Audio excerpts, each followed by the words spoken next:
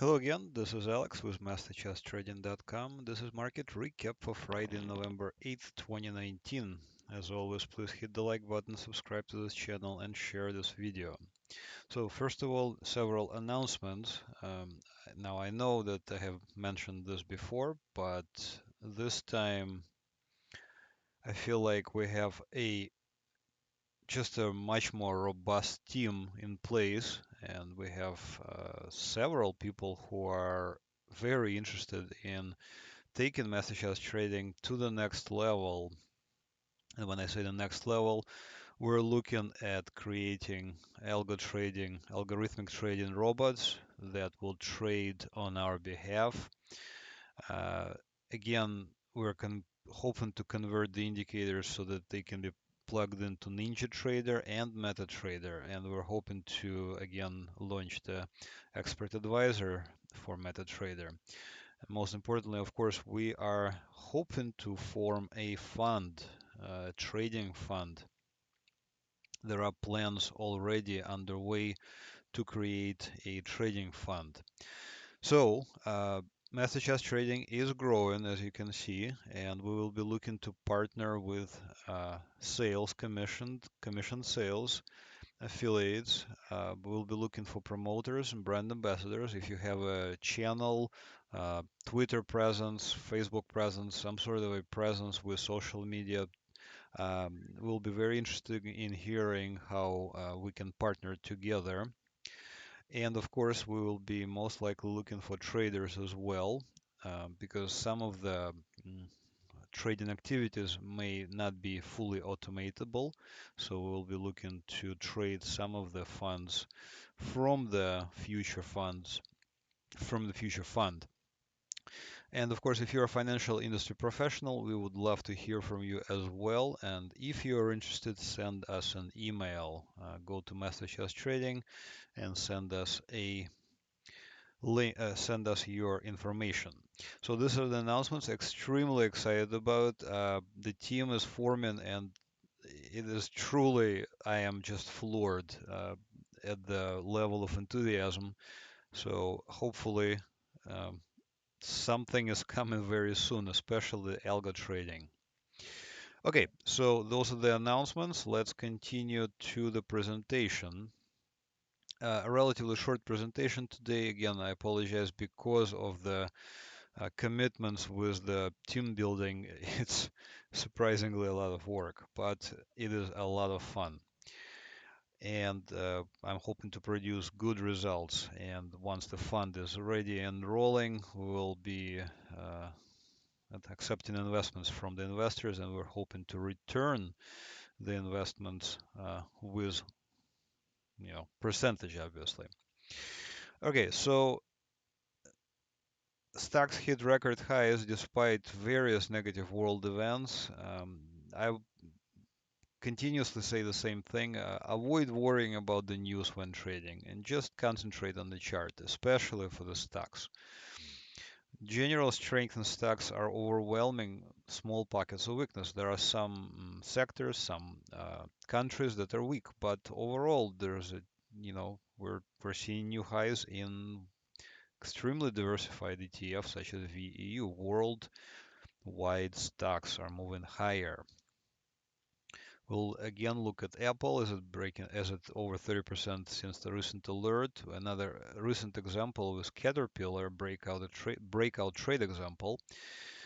Um, so Federal Reserve did a good job, I think, in helping to avoid yield curve inversion. So it's a good sign basically. What we're seeing is in the bond universe, and strengthened dollar is pushing the precious metals lower. I'm not going to cover any of the other commodities because we have trades going, so I don't want to. I'm more beholden to the subscribers, to the paid subscribers. So I will only cover gold and dollar briefly. And of course, crypto review. I don't think Bitcoin could easily still roll over. Okay, so let's get to our presentation today, and let's first look at S&P 500. S&P 500 hit record highs again. Basically, all this previous few weeks, couple of weeks, we just been seeing non-stop recent, new highs, new highs, new highs. Um, this is showing obviously a good strength in the stock universe. We're not really worried terribly much about world events. I mean, of course, they are worrisome, and there's a lot of developments which are making many people uncomfortable, myself included. But overall, if we simply concentrate on the stock market is doing exceptionally well.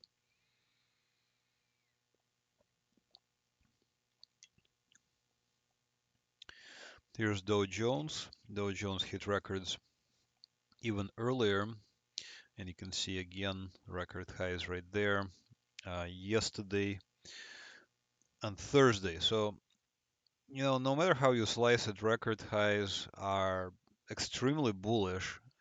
They're showing high appetite for risk. People want to, investors want to own stocks. They want to have return, and uh, stocks are providing excellent return right now. What's going to happen in the future is anybody's guess, but we are again concentrating on the chart in front of us. QQQ, the Nasdaq 100 ETFs, did the same thing basically as the rest of the market. QQQ we actually traded. There's the entry on January 4th of this year. My trades are usually longer term um, in nature, so we have close to a year we've been sitting in the position. But with stock market, it's usually the longer you wait in the position, the better your returns are. So overall, Nasdaq is at records, and that means that again, investors are believing that the market will continue higher and will continue buying even at such elevated prices. Some of the other interesting developments, and here is emerging markets, for example, EEM. You can see a couple of actual alerts. There's one right there on 13th of September, and then there is another one right there on 17th of October. Uh, this is also a very good sign. I think excuse me, trade tensions are easing, and this is reflected in the price of the various indices that we trade. Emerging markets, EEM, is a index of various non-United States stock markets, and it's moving higher. So the only thing I can say is this is a bullish chart. We should be looking to buy it. Where do we buy it? We normally buy it on a pullback or on a breakout. So notice on this chart where I'm hovering right now, here on the 14th of August, this is basically an avoid sign to me. In other words, I wouldn't want to be buying here in below the yellow line. Again, I'm sorry, I forgot to mention that the indicators that you're looking at, the green, blue, red, and yellow horizontal line are proprietary indicators that are available from MasterChartsTrading.com for TradingView right now. And as I mentioned before, they hopefully will be available very soon for NinjaTrader and for MetaTrader. So you can enjoy them on those platforms soon, hopefully soon. Uh, right this instant, I'm still trading on TradingView, and the indicators are still only available for TradingView. But TradingView is free, so you don't have to pay for the platform. All you have to do is sign up at MasterChartsTrading.com, and once you sign up, right there, sign up, I will open the door for you on TradingView, and you can trade on your own. All right, so here on this chart, emerging markets, you can see uh, a breakout right there on the 13th of September. Why is this a breakout? is because before the stock price was below the yellow line, and this is basically an avoid sign to me. In other words, I do not want to be buying here. And if I had any positions, I would have closed them by now. Now, a breakout above the blue line here just means that we are now in a bull market and we should be thinking about buying. And this is what we're doing. We're buying. We're putting our stop well below here at the yellow line. And accordingly, we have a position that is calculated appropriately for the amount of stop and the amount of money we have in our account. Super easy, I can explain it. Another opportunity right there on the 17th of October with a move higher. So overall, emerging markets are looking good. This is a very good sign because emerging markets are, generally speaking, considered riskier than developed markets such as the United States and Europe and Japan. So we're looking at, a pullback perhaps in the emerging markets and then perhaps another leg higher. But overall, I think the direction is up. And here's the overall worldwide market. This is index of all world equities, except the United States. But as I already showed, the United States is obviously moving higher because it's already at records. The general, or rather the VEU is a diversified world stock ETF. So we're looking at various stocks from all around the world, including the uh, developed and developing markets. And you can see that overall it is moving higher. So despite the various bad news from around the world and some pretty wild, crazy things that are happening in the United States, we're seeing, record highs, and this is a bullish development. We should continue looking for buying opportunities. We should not be looking for any tapping patterns. A couple of examples of trades I wanted to highlight. So again, on this chart of Apple, you can see three up arrows. One in 21st and one was on 21st of June. The other one here on the 9th of July, and then another one here on the 7th of August. You can see that I would have put my stop well below here the yellow line. And you can see that even though there was a small dip here below the blue line, overall the direction was clearly higher. And Apple just went to new records and it is up 30% since our alerts. So this is the type of alerts that you can receive once you sign up at MasterCharts Trading. So congratulations to subscribers. Another similar alert, but this one actually is a kind of breakout trade again, whereas Apple, I just showed, I would consider it like a pullback trade because the original breakout actually occurred right there where I'm hovering on 8th of April of this year. And even though we have this caution here, the bull market in Apple was intact. In other words, there was no collapse below the yellow line, and this is, I would still consider a pullback trade. Now, the Caterpillar is more of a breakout trade because you can see that the price was below the yellow line here, and this is avoid in my book. And then all of a sudden, price has come up to the blue indicator line right there. Again, you can find out more about them at MasterCharts Trading.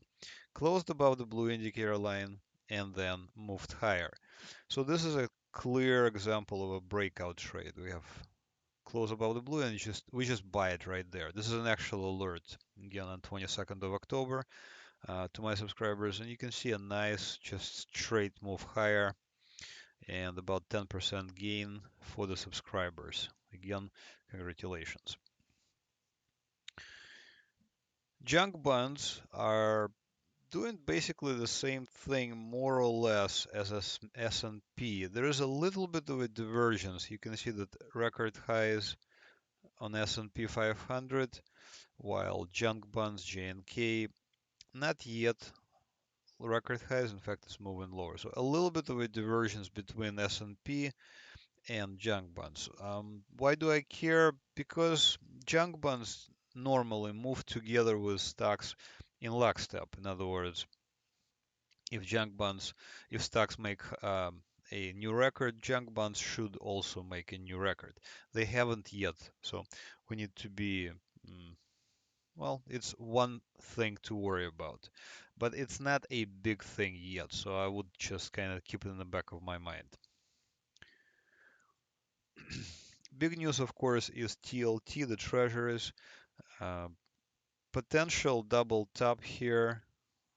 Here's the double top I'm referring to. One on 15th of August is the first top. The second one is on 28th of August. So it is possible that this is it for treasuries. Right this instant, I'm seeing a breakdown of the support resistance line. So you can think about my indicators also as a support resistance levels.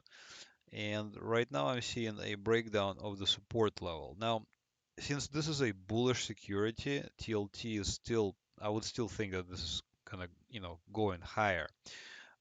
But this breakdown below the blue line uh, is kind of like a first step where if it continues lower, especially if it closes below the red line, then it's probably going to be game over for bonds and the trend will change to the downside. So right this instant, I'm still thinking that it's possible that the TLT, the treasuries, will stop here and bottom and maybe continue higher.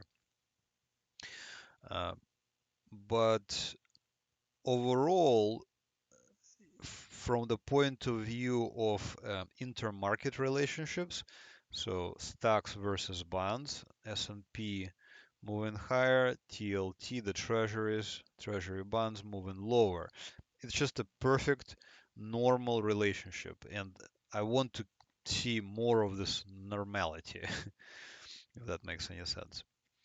Uh, I mentioned in the beginning that uh, I think even though there's a lot of criticism of Federal Reserve, I still think that Federal Reserve did a good job of avoiding an inversion of a yield curve, and I keep pointing this one out.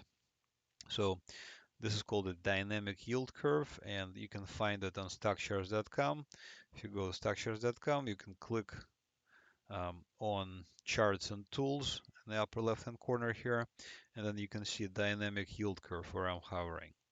So the dynamic yield curve just means what is the yield on the various bonds for the various um,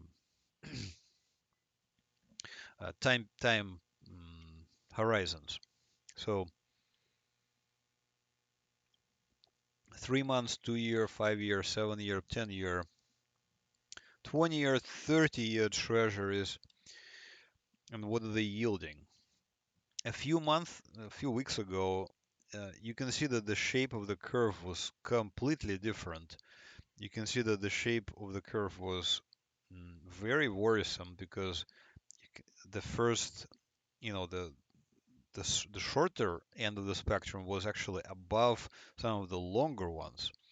But then if we advance forward, eventually there was a period like right there in August of this year where the short-term interest rates were almost the same as 30-year interest rates. And if the 30-year goes below the 3 months, that would be called an inversion of a yield curve. And I can show it to you, for example, here in 2007, where I'm hovering and it says inverted because you can see the shorter term yields are actually above the longer term ones. So a few months later, a stock market collapse happened, and this very similar pattern happened back in 2000. You can see inverted yield curve where I'm hovering, it says inverted.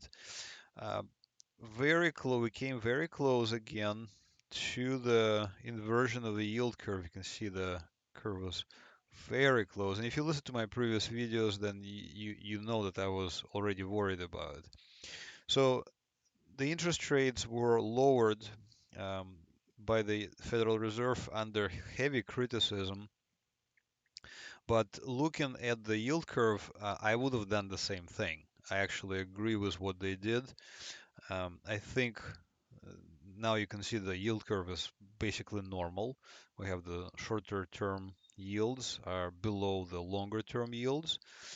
So this is actually good news. In other words, there's less fear in the markets. Usually when um, people want to buy bonds, and by extension, if people buy bonds, the prices go up. Um, but the interest is the opposite of price of bond, and when the price of bond goes up, the interest rate goes down. In this case, interest rates, especially the longer term ones, finally came up, while the shorter term ones came down. So overall, as crazy as it may sound, I applaud the way Federal Reserve handled the recent rates increases, and the interest rate yield curve inversion was avoided very narrowly. Okay, let's look at the dollar index. I thought that this is it. I see a breakdown right there on the 17th of October. Uh, Price came down, price came up, and here is one, two, three, four times, actually five times. It knocked on the blue indicator line, the support resistance line, and then finally right there on the 6th of November, still closed above it. So this is a signal for me to be buying the dollar. I keep thinking it's gonna go down and break down finally, and it just never happens. So uh, it's very interesting. Uh, we're going to, you know, the lesson of this is to basically look at the chart in front of you and try to avoid overthinking too much, which is what I was probably doing. Dollar strength, recent dollar strength is weighing on gold. Again, normal relationship because you can see XAU over US dollar. If US dollar gets stronger, it will pull this currency pair down. Uh, you can clearly see a move lower for gold mine for the precious metal XAU USD. Now it is obviously bullish. We traded it on the upside. You can see a couple of you can see an actual entry, an alert here with over 21% gain, or almost 21% gain. Uh, right now, I'm still thinking that this is a bullish security and it's coming down towards this blue line where it will probably be a good place to be buying it. Silver, on the other hand, now I don't normally trade silver, but some people like me to cover it. So here's silver XAG USD, much more volatile. You can see bigger amplitude moves, breaking down below the blue line, approaching just outright bearish levels. So perhaps silver is the first one of the precious metals to roll over. Perhaps not. We'll see. It's not a great sign for the precious metals, but what are you gonna do? We have to trade the chart in front of us, right? So strength in dollar is weighing on precious metals. Makes perfect sense. If it doesn't make sense, by the way, or if it does make sense, make a comment, and maybe I'll try to get back to you and answer your question. Here is crypto. Again, wild action here in Bitcoin. You can see a I thought it was gonna break down below the red line right there on the 23rd of October. It didn't. It just skyrocketed. But Notice on this candle on 26th of October,